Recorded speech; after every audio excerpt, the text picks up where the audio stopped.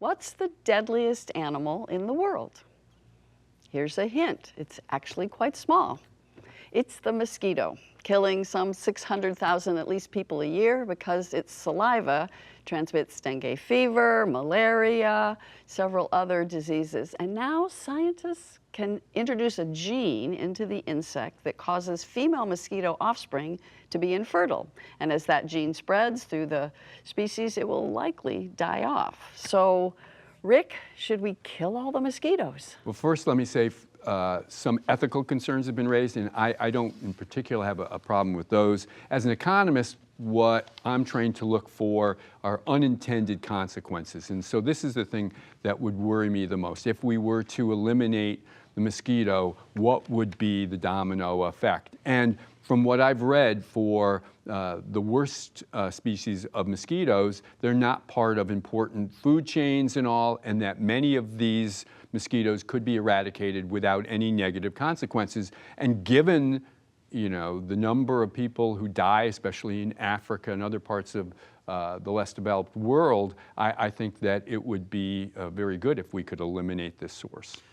I'm going to push back a little bit. First of all, mosquitoes suck. Right? They literally suck blood out of you. We can agree with that. And in my yard, I will get rid of them. But of the there's 3,500 mosquito species, only a very small fraction of those carry and transmit diseases onto humans. They are, and they do play a specific role in the ecosystem in pollination and serving as food sources for birds, fish, and other wildlife. So although they do suck, and they are pain, to completely eliminate them, even the academic literature on this, it conflicts with each other as far as whether or not it's going to have ripples in the pond that really disrupt the ecosystem. So just a correction here, what is the most lethal animal in the world? I think it's humans, but we'll take it at a stride later on. Okay. But you know, I grew up with mosquitoes. I hate them. These mosquitoes in Calcutta were the size of sparrows, right? We had a joke. The joke is, how did a drunk person get from the bar to the gutter? The mosquitoes carried him, right? That was the. So I do not like it. I grew up with DDT sprays and all kinds of stuff. So I am in principle, I'm in favor of it. But with Rick, I would agree. There's this wonderful book by James Scott, a sociologist we had to read. It's a pretty staple book, and it's called Seeing Like a State. So basically the thesis of the book, it shows that if there's large-scale state-driven kind of these attempts to impose orders, right, they have these unknown and unintended consequences that completely counterfeit the very reason those things were put in place. Now, having said that, if you read the article, you know, they're going to change the gene drive so that the future generations cannot produce offsprings. But at the end, there is a caveat. They said this might not work. It's in that article, right? The scientists saying that, hey, even after this might not work. So I want to see what clear evidence is there towards, I don't know, unintended consequences.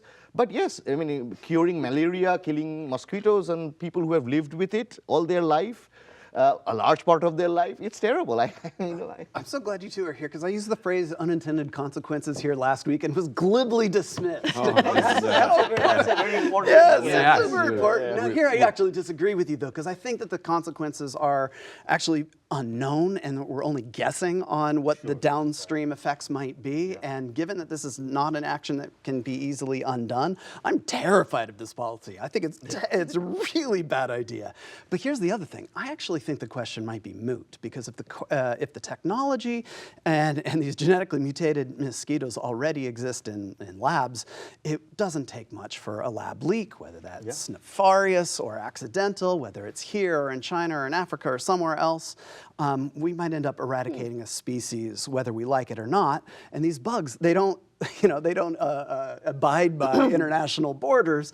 And so we're talking about ecosystems globally that could. Except from what I've heard is, you mentioned 3,500 or maybe species, Barbara did. different Species. Each one of these is dealt with specifically, so you can. I read that it's too. Not one mosquito goes and then we end up with they're no going mosquitoes. after. They would be first addressing those that carry malaria and other Yeah, things. I age read use that and too. I activity, still yeah. just don't think the No, risk and is I worth the- totally agree with you with respect to the unintended consequences. But to me, I'm going to leave it up to the scientists to decide, Yeah, and they're not the politicians or the. Basically, after Blue Nile and the malaria, but the malaria is that is Anopheles Dengue? is wide and dengue, and it's widespread, much more widespread than West Nile. And they're saying that as global warming happens, these mosquitoes can live in much more colder climates. But look, we used DDT in the post-war era. have It was used- super I have seen effective. We people didn't use really know that the unintended was consequences terrible. were going to be cancer, dead eagles, dead falcons. But we could undo that. And, Well, you and can still undo this. What you could keep what we do in zoos. You keep species of animals. You could keep species of these mosquitoes in labs. And if it turned out to be that could still reproduce, and then you could still reintroduce them into the wild the way we do often with animals. I don't know the science well enough to know. I if that's- don't either Yes. about that. Yes, I know. Can we undo, like, hey, we're almost extinction now, so hey, let's release the That's mosquitoes what we we've done got. that We with don't other know. animals. We don't know. Right. Was the buffalo? Buffalo, yeah, they we've done that reintroduced. before. All So. right.